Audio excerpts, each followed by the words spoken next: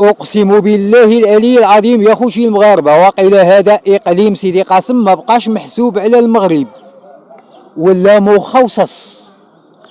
اتقاسموه. ما حدنا كنهضروا على الفساد وهو كيزيد يكثر. هذا هو الاقليم الوحيد اللي حطم الرقم القياسي في الفساد. واقسم بالله العلي العظيم هذا تقليد وكنحيدو على رقبتي، ولو كان يطبق القانون بالحرف الواحد باقليم سيدي قاسم الاغلبيه ديال الادارات غيصبحوا فارغين، لان الاغلبيه ديال المسؤولين ما كيقوموش بالدور ديالهم. وها انتم شوفوا اخوتي المغاربه، هذا سوق اسبوعي يسمى سوق السبت كيتواجد بجماعه الحوافات اقليم سيدي قاسم. شوفوا العظومه عندهم 20 سنه ما تهزوش من المكان ديالهم. هادو الطاولات اللي كيتحطوا فوقهم اللحم هذه بلاصه الجزيره.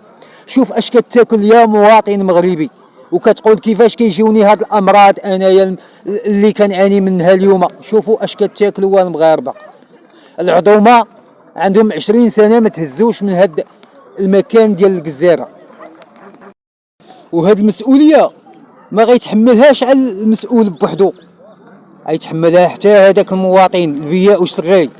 ملي كتجي تبيع وتشري اجمع زبلك اخويا، جمعوا ديروا في صاك بوبال وحطوا على الاقل.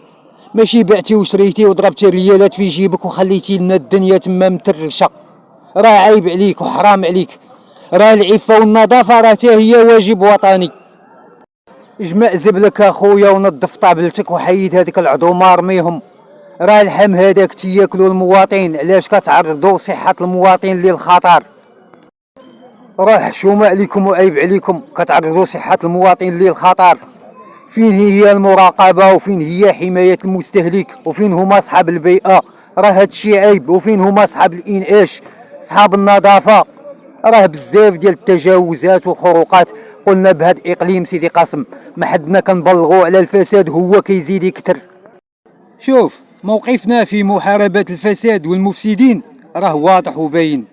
مهما كانت الصفه ديال الانسان ما فيش حتى ذره ديال الانسانيه والمبادئ والاخلاق، وما كتحركوش الغيره الوطنيه وما كيقومش بالدور ديالو كذلك مهما كانت صفته، كان مواطن او مسؤول. هذه راها كتسمى خيانه للوطن وخيانه للامانه. اليوم اقليم سيدي قاسم كيعيش في واحد المجموعه ديال التجاوزات والخروقات. وإلا تكلمنا على الشكايات ديال المجتمع المدني وكذلك العارضات ديال الساكنه بالقناطر وكتبقى دائما بدون تفاعل.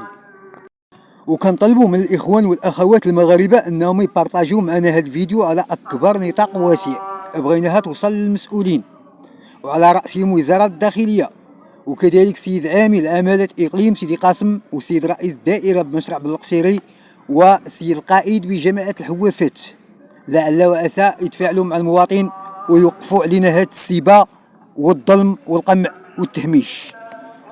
وكنتمناو كذلك من السيد والي جهه الرباط سلا قنيطره اقليم سيدي قاسم يضرب عندنا شي دويره لاقليم سيدي قاسم يشوف حاله المواطن المغربي اقتصاديا وسياسيا واجتماعيا. وبلا ما نساو الاخوان كذلك غادي نلبيو الدعوه ديال الراي العام وغنطرقوا الموضوع ديال المبادره الوطنيه للتنميه البشريه، شكون استفد منه وشكون ما استفدش منه، وهذا موضوع هذا.